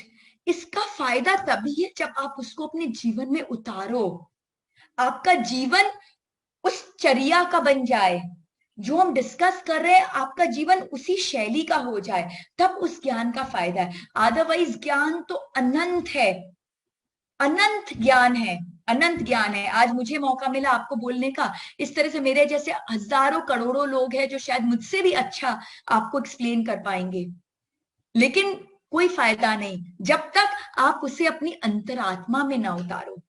तो हम बहुत सारी बातों को डिस्कस करने वाले हैं, समझने वाले हैं अपने 7 दिन की आंतरिक यात्रा में। मेरा आपसे बस यही रिक्वेस्ट रहेगा कि आप उससे आप अपने पॉइंटर्स लेते जाएं, अपनी एक पूरी टू डू लिस्ट रेडी करें। मैं जब अपने गुरुजी के शिविर में जाती थी तो कॉपी पेन लेके मैं हमेशा बैठती हूँ, और जो जो मुझे लगता है वो बताते हैं, जो जो मैं अचीव कर ली अपने आप को शबया या अचीव अचीव अचीव, और जहां मुझे लगा यहाँ पे मैं अटक रही हूँ लिस्ट बनाती थी। और मेरा कमिटमेंट होता था कि अगले शिविर में आऊंगी उसके पहले इसको पूरा पक्का करके जाऊंगी, और सच्ची में गुरु मंडला मुझे मदद करती थी और पक्का हो जाता था। वो जो कहते थे एकदम उसको बिल्कुल पक्का करके अगले शिविर में मैं पहुंच जाती थी, और फिर वहां से और टू डू लिस्ट मेरे को मिलती थी। टू डू लिस्ट कभी खत्म नहीं होती थी, क्योंकि जर्नी बहुत बड़ी है। हमारी जर्नी मोक्ष तक की जर्नी है। अभी तो हम शायद मॉन्टेसरी में बैठे हुए हैं, अभी हमें पीएचडी करनी है, बहुत आगे बढ़ना है हमें। तो टू डू लिस्ट बढ़ती जाएगी, तो बस हम इसको कंप्लीट करते जाएं और हटाते जाएं, कंप्लीट करते जाएं और हटाते जाएं। तो मेरा आप सबसे यही अनुरोध है कि प्लीज जो जो डिस्कस कर रहे हैं उसे सिर्फ वाहवाही के लिए मत रखें कि बहुत अच्छा लगा बहुत अच्छा लगा, वो नहीं करें। आप उसे अपने जीवन में उतारें, तभी ये जो 7 दिन हम इतना समय एक दूसरे को दे रहे हैं उसका बेनिफिट होगा। तो चलते हैं अब हम एक एक चक्र की तरफ। हम शुरुआत करते हैं अपने मूलाधार चक्र से। जैसा कि मूलाधार नाम है, मूल आधार, मूल आधार मीन्स मूल, मूल मतलब बेसिस। तो ये हमारा एग्जिस्टेंस का बेसिस है। जिसका मूलाधार कमजोर है उसका सब कमजोर है। Muladhara is the basis of our existence. वहीं पे मां कुंडालिनी स्थापित है। तो मूलाधार बहुत बहुत बहुत, आप ये मत सोचो कि ओ नीचे के चक्र तो नीचे के हैं, ओ क्या फायदा, हमें तो ऊपर के चक्र पर फोकस करना चाहिए। बिल्कुल नहीं, सातों चक्र इक्वली इंपॉर्टेंट है, और हमें एक एक चक्र पर विजय प्राप्त करते जाना है। कोई भी चक्र किसी से ज्यादा बड़ा या ज्यादा छोटा नहीं है, हर चक्र इक्वली इंपॉर्टेंट है, क्योंकि ये अलग अलग पड़ाव है। मां कुंडालिनी जब जागृत होंगी और ऊर्ध्वरेता होंगी तो वो एक एक पड़ाव, एक एक स्टेशन है, एक एक चक्र बोलते हैं ना, एक जर्नी का एक एक स्टेशन है जो मैं फाइनल पे लेके जाएगा। तो बोलेंगे सिर्फ सहस्त्रार इंपॉर्टेंट है, मैं तो भाई सिर्फ आज्ञा और सहस्त्रा पे वर्क करूंगी और मैं और कोई चक्र पे ध्यान ही नहीं दूंगी, तो हम बढ़ेंगे कैसे? वो ट्रेन तो मेरी यहां तक पहुंचेंगी नहीं ना। ट्रेन को तो हर स्टेशन से होते हुए जाना है, कोई शॉर्टकट है ही नहीं। तो मुझे मूलाधार भी ठीक करना होगा, स्वादिष्टान भी करना होगा, मणिपुर भी करना होगा, अनाहत भी करना होगा, विशुद्धि भी करना होगा, तब मैं पहुंचूंगी आज्ञा और सहस्त्रार पर। कोई एयर सर्विस नहीं है जो डायरेक्ट पहुंच जाए, ये ट्रेन जर्नी है, ढेंचू ढेंचू ढेंचू, एक एक स्टेशन पे पहुंचती है और उस स्टेशन का आनंद लीजिए आप। हर चक्र को जब आप बैलेंस करेंगे तो उस बहुत आनंद आएगा, आप सडनली फील करेंगे। मैंने फील किया है जब मैं अपने गुरुजी के सेशन में शिविर में जाती थी और एक एक चक्र पर हम वर्किंग करते थे और जब वो हील होता था तब मैं खुद फील करती थी, अरे पहले मेरा कैसा सोच था, कैसी मेरी साइकोलॉजी थी, कैसी मेरे एनर्जी लेवल से, मेरे ऑर्गन्स में क्या हो रहा था और क्या बदल गया। तो enjoy that change, enjoy that change, अपने आप को शाबाशी दीजिए, इंजॉय कीजिए, ग्रैटिट्यूड कीजिए, हर स्टेशन को इंजॉय करते करते आगे बढ़िए। जर्नी ऐसे तो बहुत छोटी है, मूलाधार से सहस्रार की ही है, लेकिन बहुत बड़ी भी है। अगर आप सही रास्ते पे चलोगे तो छोटी जर्नी है, भटकोगे तो बहुत बड़ी है। तो हम शुरुआत करते हैं मूलाधार से। तो मूलाधार कहां पर है? Tip of the tail bone पे। मैं चाहूंगी सब अपने tip of the tail bone को एक बार टच करके फील करने की कोशिश करें मूलाधार को। ये रेड कलर का है, 4 पेटल का लोटस है जैसा कि आप सामने देख सकते हैं, और किस एलिमेंट का बना है? पृथ्वी तत्व का बना है। जो मूलाधार चक्र है उसे फीड, उसके अंदर फीड आती है, जो एनर्जी आती है वो 2 नाड़ी है जो हमारे तलवे से जुड़ी हुई है, जो मदर अर्थ से वो एनर्जी को लेती है और हमारे मूलाधार को जाके वहां पे उसका पोषण करती है। तो ये 2 नाड़ियों के थ्रू मूलाधार के पास में एनर्जी पहुंचती है पृथ्वी तत्व से। तो जो जितना पृथ्वी के क्लोज रहता है वो उतनी पृथ्वी माँ की एनर्जी को टैप कर पाता है, और जितना टैप कर पाता है उसका मूलाधार उतना स्ट्रांग होता है। इसलिए बहुत जरूरी है कि हम नेचर के साथ बहुत टाइम स्पेंड करें। हम जितना नेचर के साथ टाइम स्पेंड करेंगे उतना हमारा मूलाधार जो है वो पुष्ट होगा। और सेंस ऑर्गन क्या है? स्मेल, क्योंकि पृथ्वी से कहते हैं ना बहुत सुंदर सुगंध आती है, माटी की सुगंध, तो सुगंध हमारा मूलाधार का सेंस ऑर्गन है। और प्लैनेट क्या है? शनि।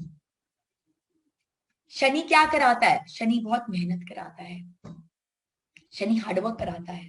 तो मूलाधार चक्र जो है मटेरियलाइजेशन का चक्र है, सहस्रार आइडियाज क्रिएट करेगा, लेकिन उसे पूरा कौन कराएगा? मूलाधार पूरा कराएगा। बहुत सारे लोग हैं जो आते कहते कि हमने प्लानिंग तो बहुत की थी लेकिन बस होते होते होता नहीं है, हाथ ही निकल जाता, पूंछ अटक जाती है।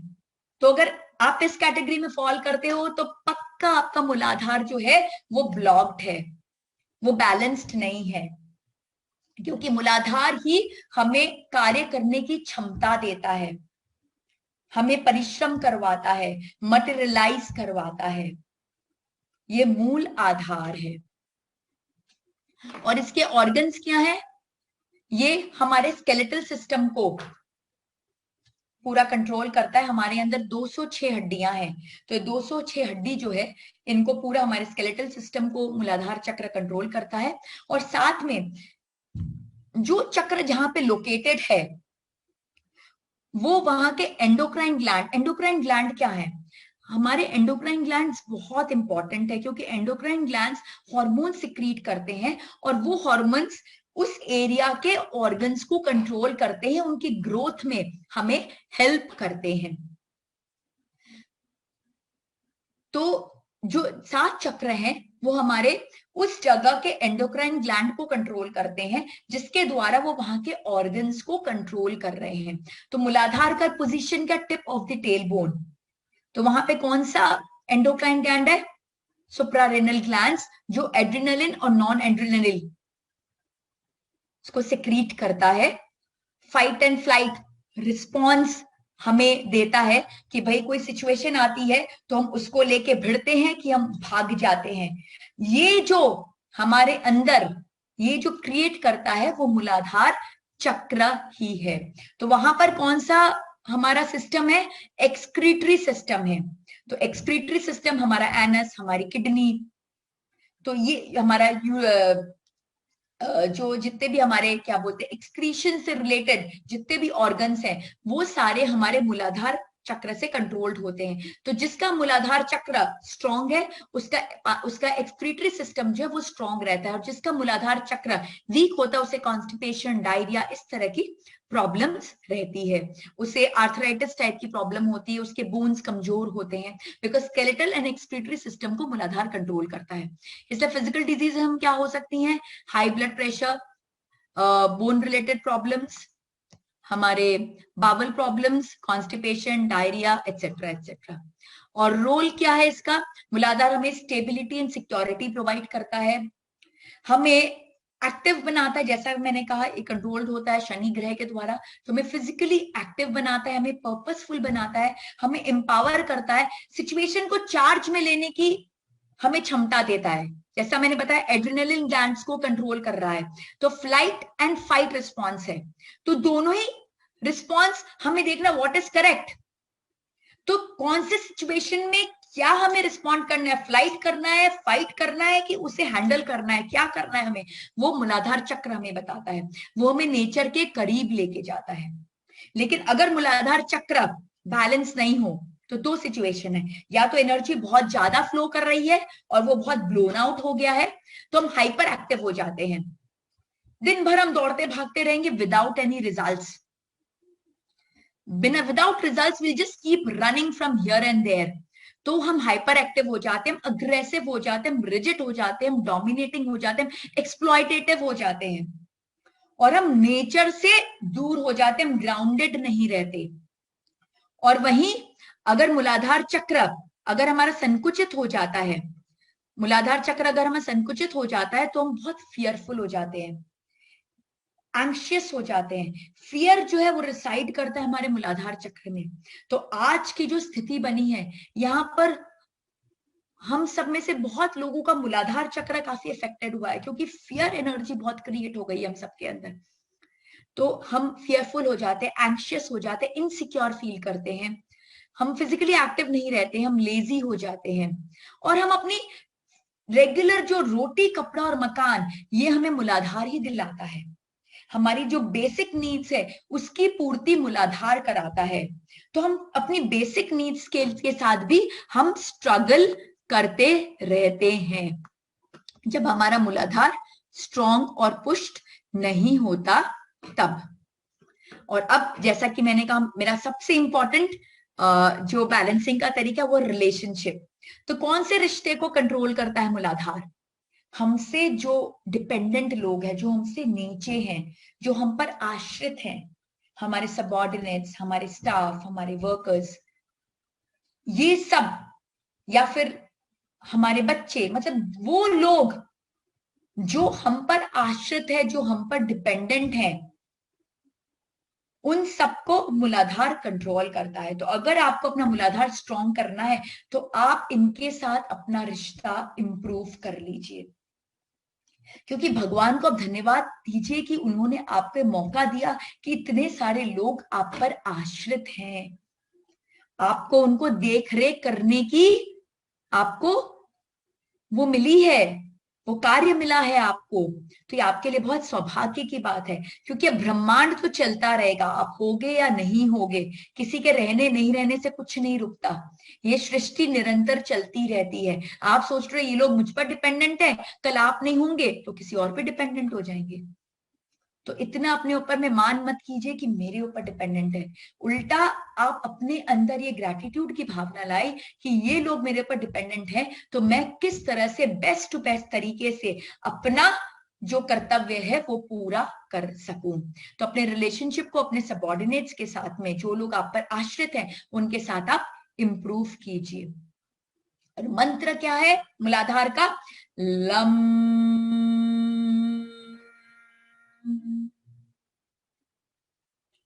अपने मूलाधार को एक बार विजुअलाइज कीजिए tip of the tail bone पे, और इस मंत्र को अंदर से वाइब्रेट होता हुआ फील कीजिए। लम।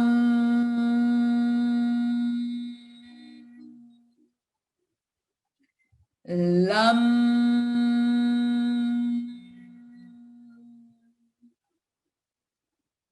और साथ ही ये मेन बीज मंत्र है, और इसके 4 पेटल के 4 बीज मंत्र है। वम, शम, शम,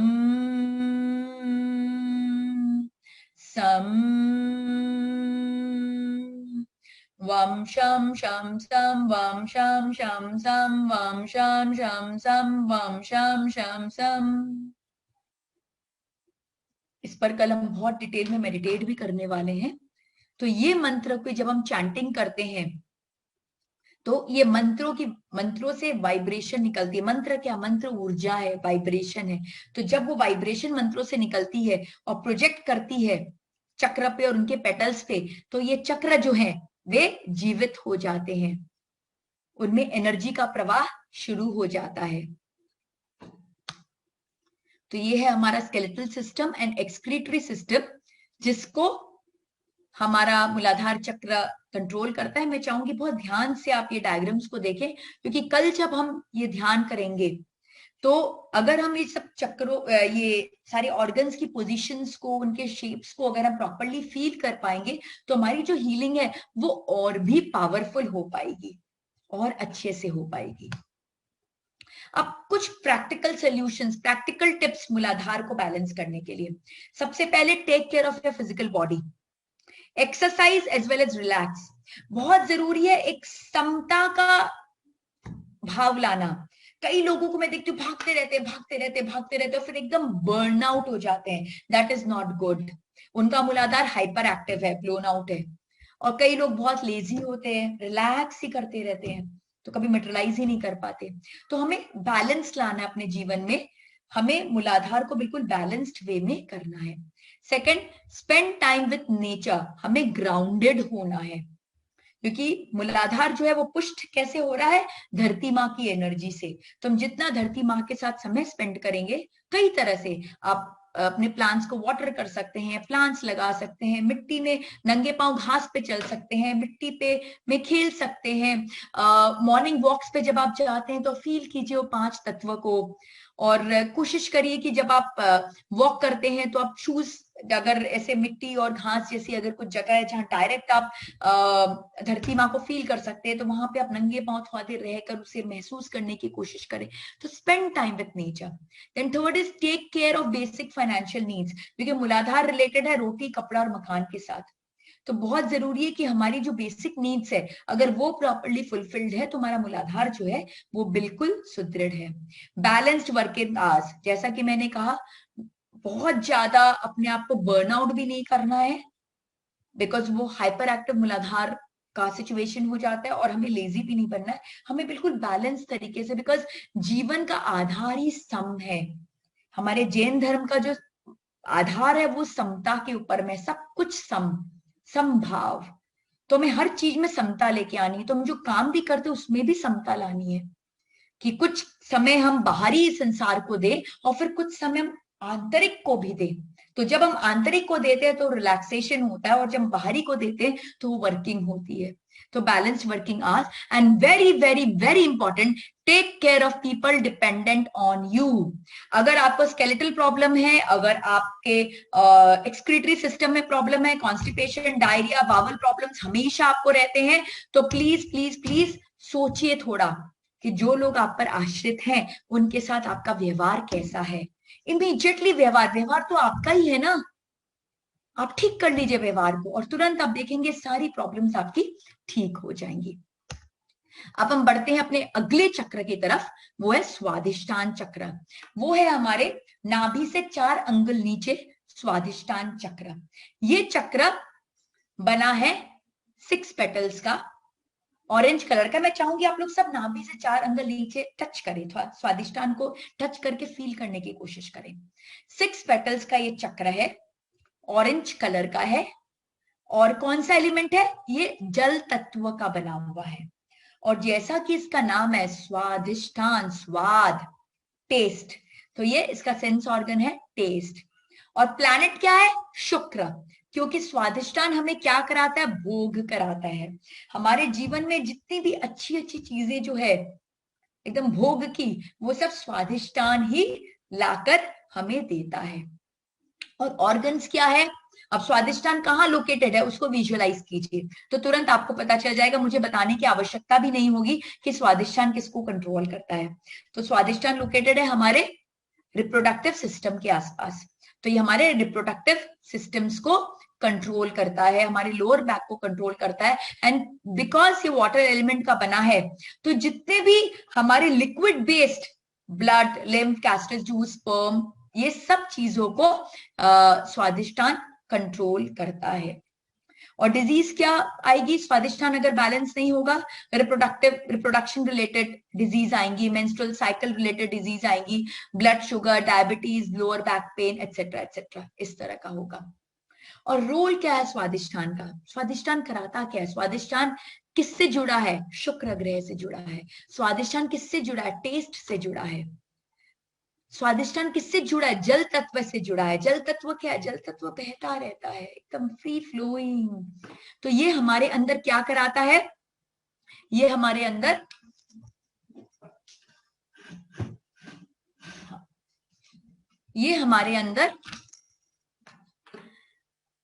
एक बिल्कुल जीवन को एक जीने की उमंग, एक उत्साह, उसका निर्माण करता है, उसका संचार करता है, हमें जीवन को एंजॉय करवाता है। कई लोगों से मैं मिलती हूँ और पाती हूँ कि उनके पास सब कुछ होता, फिर भी वो बहुत एकदम क्या बोले ना, एकदम मायूस और बिल्कुल एकदम ग्रीफ में रहते हैं। एक अपने मतलब एक क्या बोलूं, उनके अंदर एक ग्रीफ हमेशा, एक सेल्फ ग्रीफ हमेशा, एक गिल्ट की भावना हमेशा उनके अंदर रहती है। वो जीवन को एंजॉय ही नहीं कर पाते। अगर हमने मनुष्य जन्म लिया है और संसार में हम आए हैं तो हमें भोग भी करना है, मोक्ष भी प्राप्त करना है। हम दोनों कार्य के लिए आए हैं, क्योंकि जैसा कि कल हमने डिस्कस किया था कि मनुष्य जीवन ही इकलौता ऐसा जीवन है जो हमें मोक्ष प्रदान करता है। देवताओं को भी इस योनि में आना पड़ता है ताकि वो मोक्ष प्राप्त कर सके।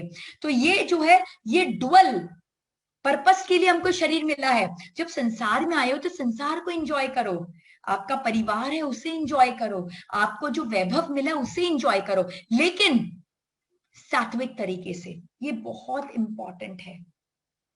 जब तक हम सात्विक तरीके से अपने भोगों को भोगेंगे तब तक हम आध्यात्म के मार्ग में बढ़ते जाएंगे।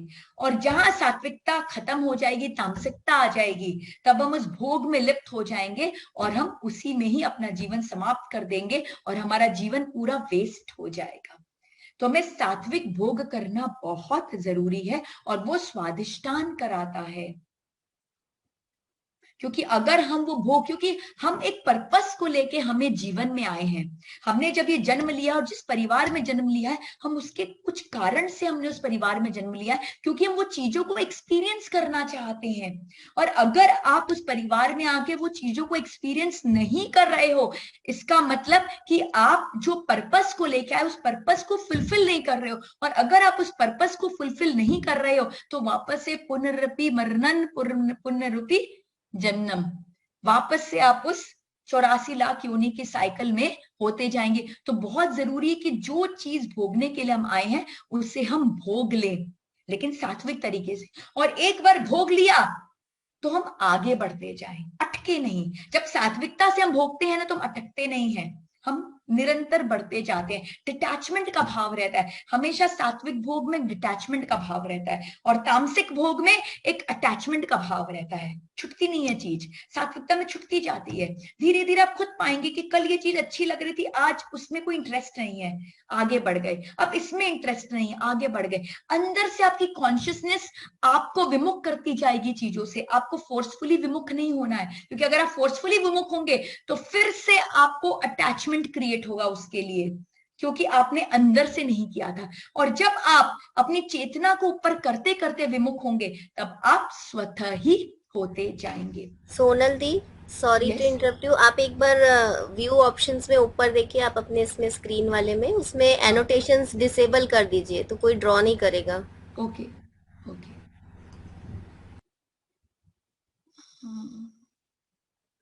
अभी ठीक हो गया? हाँ अभी ठीक है, हाँ आगे बढ़ती हूँ। हाँ, फिर तो हमारा ये जो स्वादिष्टान है ये हमें सात्विक भोग कराता है और साथ में हमारे अंदर एक क्रिएटिविटी और हमारे अंदर एक मैग्नेटिज्म को क्रिएट करता है।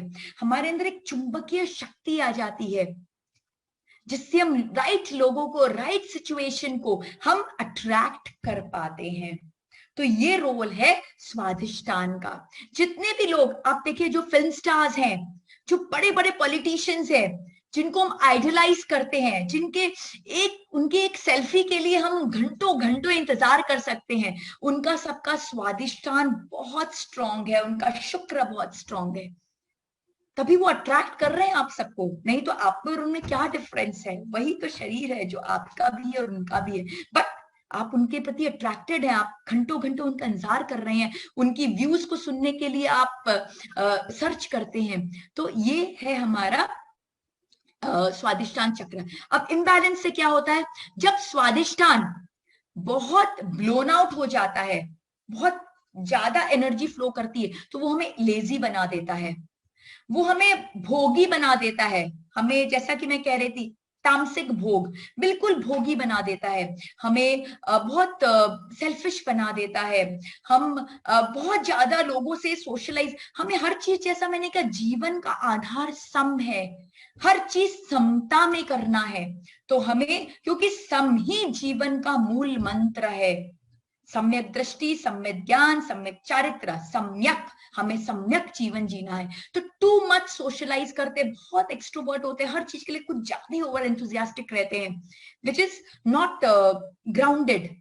और वहीं अगर स्वादिष्टान कमजोर होता है तो क्या होता है, उसके अंदर एक गिल्ट होता है, सब कुछ होते हुए भी वो गिल्ट रखता है, वो उस चीजों को यूज नहीं कर पाता, उसे हमेशा एक सेल्फ ग्रीफ रहती है, फ्रस्ट्रेटेड फील करता है, लोनली फील करता है, बहुत इंट्रोवर्ट हो जाता है, कोई जीवन जीने की कोई चाह नहीं होती, कोई उत्साह नहीं होता उसके अंदर में, कोई क्रिएटिविटी नहीं होती, उसका जीवन बिल्कुल मायूस हो जाता है, जी तो रहा है लेकिन जीने की कोई इच्छा नहीं है। तो इसके लिए हमें क्या करना है, वेरी वेरी वेरी इजी, अपने स्पाउस के साथ रिलेशनशिप को इंप्रूव कर लीजिए, आपका भी फायदा उनका भी फायदा, मजे ही मजे। किसने रोका है, आपके ही स्पाउस है, पता नहीं कितने जन्मों से कितना ट्रांजैक्शंस है, कितने कर्मों का आदान प्रदान है आपके साथ, क्यों हम गांठे बांध के बैठे हैं, ऐसा नहीं किया वैसा नहीं किया, just improve it, accept as they are, this is the मूल मंत्र of every relationship, accept people as they are, जो जैसा है, मिर्ची मिर्ची है वो नहीं बन सकती, उसमें मिठास नहीं आ सकता, और जो मीठा है उसमें कुछ क्या बोलते हैं तड़का नहीं आ सकता, उसमें कुछ जायका नहीं आ सकता, वो मीठा ही रहेगा, मीठा मीठा रहेगा, मिर्ची मिर्ची रहेगी, नींबू नींबू रहेगा। तो जो जैसा उसको एंजॉय करे, क्योंकि वो आप ही की क्रिएशन है। हम जब life after death 6th and 7th day discuss करेंगे तब हम पाएंगे सब हमारा ही क्रिएशन था, और हम आके अभी रो रहे हैं कि ऐसा क्यों हुआ वैसा क्यों हुआ। तो स्पाउस के साथ रिलेशन को इंप्रूव कीजिए। और मंत्र क्या है, वम, स्वादिष्टान का मूल मंत्र है, बीज मंत्र है वम, और स्वादिष्टान के पेटल्स का जो मंत्र है बम भम मम यम रम लम, बम भम मम यम रम लम, बम भम मम यम रम लम, बम भम मम यम रम लम। तो ये हमारा स्वादिष्टान चक्र, ये हमारा रिप्रोडक्टिव सिस्टम, अच्छे से चित्र को देख लें आप, foetus.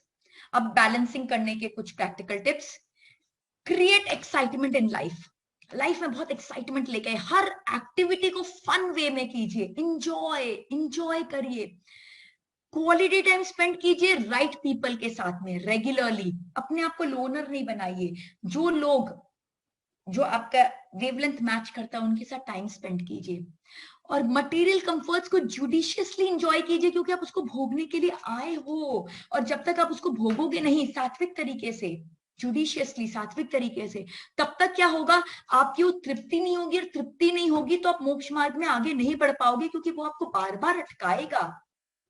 And get into activities that unleashes your creativity, अपनी क्रिएटिविटी को करिए, अगर कुकिंग में क्रिएटिविटी आपकी निकलती है तो कुक कीजिए, पेंटिंग में तो पेंट कीजिए, गाने में तो गाइए, जिसमें है अपनी क्रिएटिविटी को अनलीश कीजिए, आपका स्वादिष्टान स्ट्रांग होगा। अब मैं चलती हूँ अपने थर्ड चक्र की तरफ, क्योंकि समय होता जा रहा है, तो मुझे लगता है कि शायद आज मैं ये और अनाहत कर पाऊंगी, या फिर सिर्फ मणिपुर तक कर पाऊंगी, लेट मी सी। तो अब मैं चलती हूँ अपने थर्ड चक्र, वो है मणिपुर चक्र। मणिपुर चक्र हमारे नाभि पर स्थित है, और मणिपुर चक्र, मैं चाहूंगी आप लोग सब अपने नाभि को टच करें और मणिपुर को फील करें। ये 10 पेटल्स का बना है, येलो कलर का है, और इसका एलिमेंट है फायर, और इसका सेंस ऑर्गन क्या है, साइट, और प्लैनेट क्या है, मंगल, और ऑर्गन्स क्या है, कहां पे लोकेटेड है मणिपुर, जस्ट फील कीजिए। मणिपुर लोकेटेड है हमारे डाइजेस्टिव सिस्टम के वहां पर, तो डाइजेशन को फुल्ली कंट्रोल करता है हमारा मणिपुर चक्र। तो अगर मणिपुर चक्र डिसबैलेंस हो जाता है तो क्या प्रॉब्लम होती है, डाइजेशन रिलेटेड प्रॉब्लम्स होती है, लिवर डिसऑर्डर हो जाता है, गॉल ब्लैडर की प्रॉब्लम्स हो जाती हैं, पैनक्रिया की प्रॉब्लम हो जाती है। तो ये सारी प्रॉब्लम्स, डाइजेशन रिलेटेड प्रॉब्लम्स हमारी हो जाती है अगर हमारा मणिपुर नहीं बैलेंस्ड रहता है। अब रोल क्या है, मणिपुर, मणिपुर अग्नि तत्व, अग्नि मतलब तेज, पावर, तो मणिपुर हमें क्या देता है, पावर देता है, फायर इन द बेली। जो fire in the belly verb statement है ना, वो ऐसे ही नहीं आया, मणिपुर से आया, क्योंकि बेली में जो फायर है जो कुछ करने की इच्छा है कि बस मुझे करना, एक अचीवमेंट ओरिएंटेशन है, एक जो कॉन्फिडेंस है, एक जो विल पावर है, जो लीडरशिप क्वालिटीज है, वो सब हमें मणिपुर से मिलती है। तो जितने भी बड़े लीडर्स हैं, कैरिज्मेटिक लीडर्स, आप उनके पास जाके अगर चेक करेंगे तो उनका मणिपुर बहुत बहुत बहुत स्ट्रांग मिलेगा हमें। और मणिपुर क्या करता है? मणिपुर रिलेटेड है मंगल से। मंगल मतलब मंगल, गुड। मंगल मीन्स गुड। तो हमारे जीवन में मंगल ही मंगल लेके आता है मणिपुर। जिसका मणिपुर बहुत बैलेंस होता है उसके जीवन में बहुत खुशी होती है। प्लस वो मंगल क्या करता है? मंगल हमें भूमि, भूपति बनाता है। तो उसके पास आप देखेंगे बहुत लैंड और ये सब काफी होगा, जिसका मणिपुर जो है जो स्ट्रांग होता है। बट मणिपुर अगर इम्बैलेंस हो जाए, अगर बहुत ब्लोन आउट हो जाए, तो वो इंसान बहुत हाई ईगो का हो जाता है, बहुत डोमिनेटिंग हो जाता है, ओपिनियटेड हो जाता है, हर इंसान को फोर्स करेगा कि बस मेरी तरह ही करे, बहुत अग्रेसिव, एंग्री, इनकंसिडरेट, किसी के वैल्यूज, किसी की सोच, किसी की कोई भी फीलिंग्स का कोई वैल्यू नहीं रहता उसके सामने। वो बिल्कुल इनकंसिडरेट हो जाता है, बहुत ज्यादा डोमिनेटिंग हो जाता है। तो जो बहुत रूथलेस एम्परर्स अभी तक रहे हैं, हमारे बहुत से रूथलेस लीडर्स रहे हैं, आप पाएंगे उनका मणिपुर बिल्कुल डिसबैलेंस था, ब्लोन आउट था। और वहीं अगर मणिपुर बिल्कुल ब्लॉक हो जाए, संकुचित हो जाए, तो वो इंसान बिल्कुल डायरेक्शन लेस हो जाता है, क्योंकि उसमें अचीवमेंट ओरिएंटेशन ही नहीं रहता, उसमें कॉन्फिडेंस ही नहीं रहता, उसमें बहुत लो सेल्फ एस्टीम होती है, उसकी विल पावर बहुत स्लो होती है, उसको कोई सेंस ऑफ पर्पस नहीं होता। They make very poor leaders. और रिलेशनशिप हम कैसे इंप्रूव कर सकते हैं? अपनी सिबलिंग्स के साथ अपने रिलेशनशिप को इंप्रूव करके। जो हमारी एक्सटेंडेड फैमिली, मैं एक्सटेंडेड फैमिली नहीं कहूंगी, सिबलिंग्स तो दे पार्ट ऑफ अ फैमिली। तो जो हमारी फैमिली है उसके साथ जब हम अपनी सिबलिंग्स सबके साथ में जब हम अपने रिलेशनशिप को इंप्रूव करते हैं, तो हमारा मणिपुर अपने आप इंप्रूव हो जाता है। तो मणिपुर का मंत्र क्या है? रम रम रम। और मणिपुर के जो 10 पेटल्स हैं उनका मंत्र है डम ढम रम तम थम दम धम नम पम फम डम ढम नम तम थम दम धम नम पम फम डम ढम नम तम थम दम धम धम नम पम फम डम ढम नम तम थम दम धम नम पम फम। तो ये हमारे मणिपुर के मंत्र हैं जिनकी चैंटिंग से हम कर सकते हैं। और ये हमारा डाइजेस्टिव सिस्टम है, जहां लार्ज इंटेस्टाइन है, अंदर में स्मॉल इंटेस्टाइन, ऊपर में लिवर, गॉल ब्लैडर, आप सब देख पा रहे हैं। तो ये हमारा डाइजेस्टिव सिस्टम, ये हमारे सारे उससे रिलेटेड जो हमारे हैं। मैं चाहूंगी जिसको जिस ऑर्गन में प्रॉब्लम है, नेट में जाके उस ऑर्गन की पिक्चर्स को आप अच्छे से देखो, क्योंकि जब आप ध्यान करते हो और हीलिंग भेजते हो, तो उसको जब आप वैसे विजुअलाइज करते हो ना, तो और बेटर हील कर पाओगे। तो प्लीज आप कनेक्शन स्टैब्लिश कीजिए अपने ऑर्गन्स के साथ में। तो कैसे हम बैलेंस कर सकते हैं अपने मणिपुर को? Engaging in activities which is in tune with purpose of life. हमारा जो लाइफ का पर्पस है उसके साथ हम जब वो एक्टिविटीज करते हैं, तो हमारा मणिपुर जो है वो सुदृढ़ होता है। Form new habits and condition yourself to success. छोटी छोटी चीजों में सक्सेस लेके आइए। लाइक फॉर एग्जाम्पल, आपको अपना मूलाधार पुष्ट करना है, तो आपने डिसाइड किया कि भाई नेचर के साथ टाइम स्पेंड करूं, तो भाई आधी घंटा में नंगे पांव घास में वॉक करूंगा। ये आपने एक ट्राई किया और इस पे आपने सक्सेस पाया, सेलिब्रेट दैट सक्सेस। तो अपने लाइफ में इस तरह से गोल सेट कीजिए, हैबिट्स अब डेवलप करने की कोशिश कीजिए एंड सेलिब्रेट इट। आप जितना सेलिब्रेट करोगे आप उतने सक्सेसफुल होगे। And then take in leadership roles.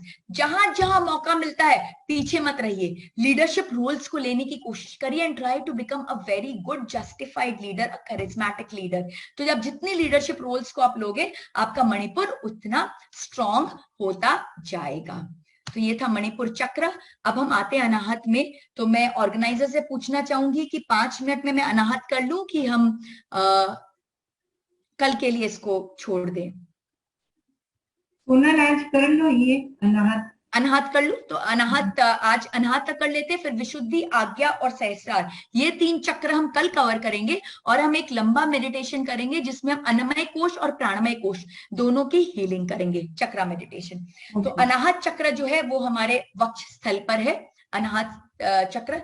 मैं चाहूंगी सब इस अनाहत चक्र को, अपने अनाहत को अपने चेस्ट पर, अपने हृदय पर हाथ रखें, अनाहत को फील करें। 12 पेटल्स का अनाहत चक्र बना हुआ है जिसका कलर ग्रीन है और ये वायु तत्व का बना है।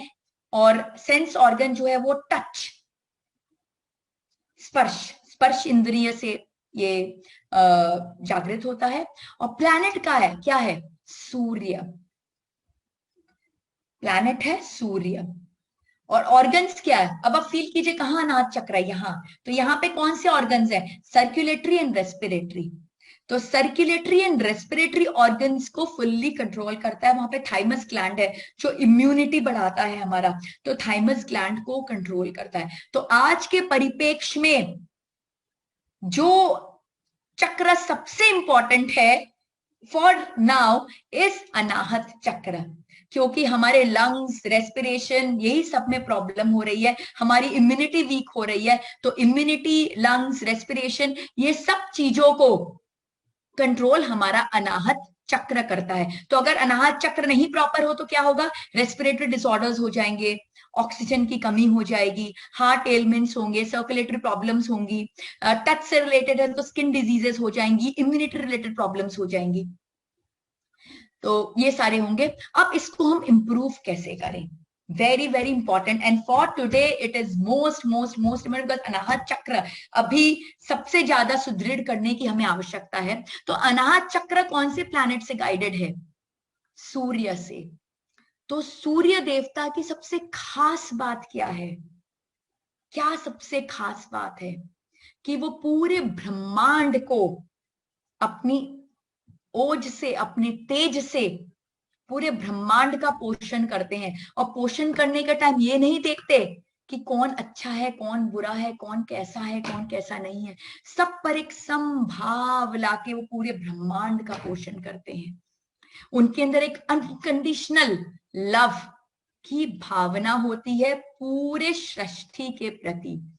तो जब हम वो अनकंडीशनल लव की भावना पूरी सृष्टि के प्रति लेके आएंगे तो हमारा अनाहत चक्र सुदृढ़ होगा। और कई बार है ना, मेरे मन में भी ये आया कि जो कोरोना डिजीज है ये हमें एक दूसरे का केयर करना ज्यादा शुरू कराया।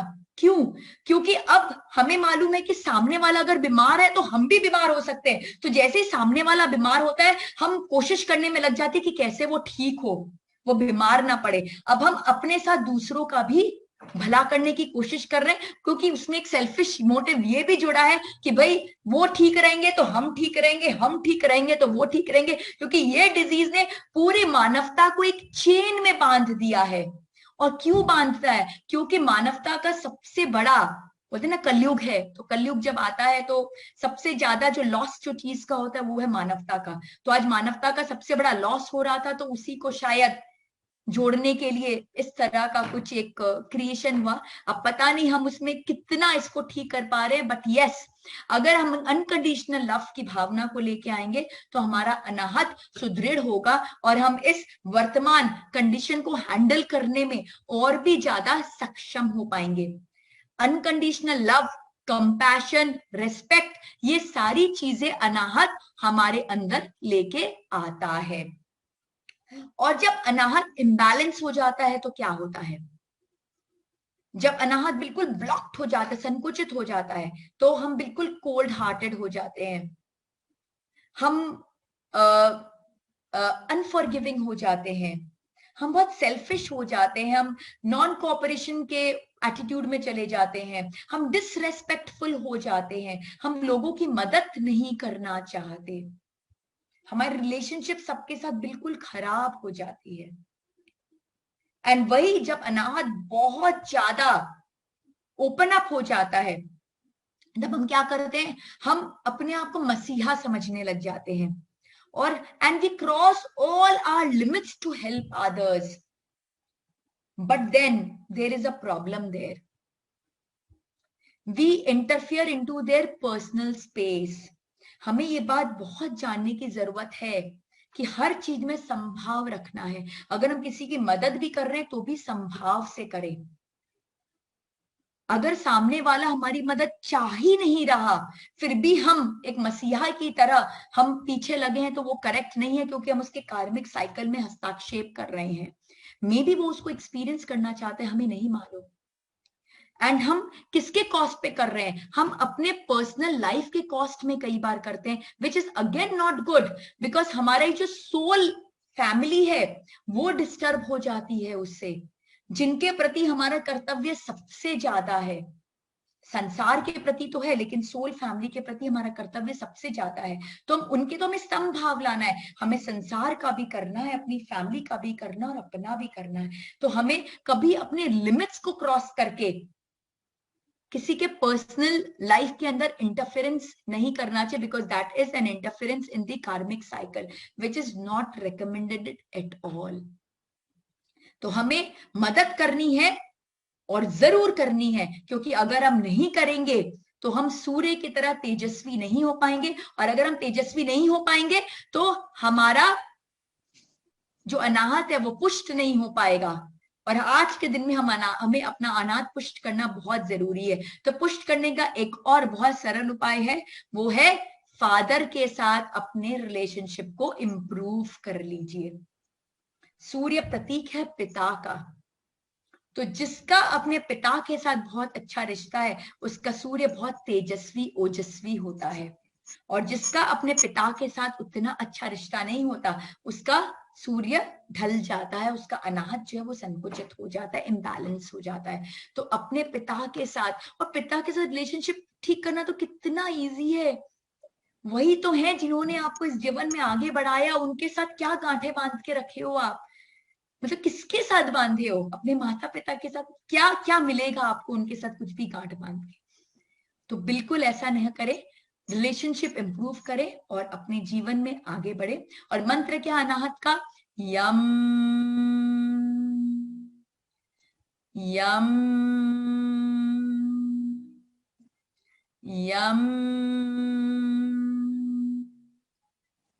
और पेटल्स का बीज मंत्र है कम खम गम घम अंग चम छम जम झम यम टम ठम कम खम गम घम अंग चम छम जम झम यम टम ठम कम खम गम घम अंग चम छम जम झम यम टम ठम कम खम गम घम अंग चम छम जम झम यम टम ठम।